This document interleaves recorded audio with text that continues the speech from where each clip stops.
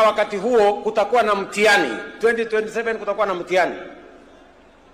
Wale watapita mtihani wataendelea, wale wataanguka mtihani wataenda kulima, na dunia itasonga mbele.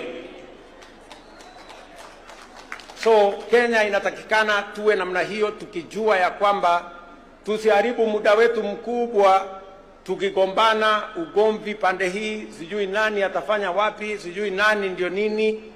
Hiyo ni mambo ambayo haiwezi kutusaidia kwa sasa. Kwa sasa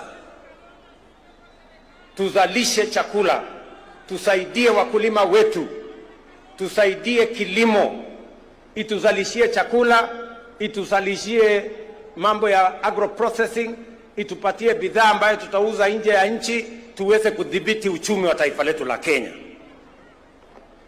Tujenge affordable housing, wa Kenya watoke katika slums. Tuhakikisha kwamba kuna bima ya afya ambayo haibagui nani yako na kazi, nani hana kazi. Tuhakikishe ya kwamba tuko na amani katika taifa letu la Kenya, ili uchumi ikue na sisi wote tujivunie kuwa wa Kenya. Sisi ni nchi ya demokrasia. Umesikia vile Atwoli amesema, wako na demokrasia kule Kotu na kuko na demokrasia everywhere. We want to build a strong, democratic, united, prosperous nation that all of us can live in and be proud of. And it's not going to happen.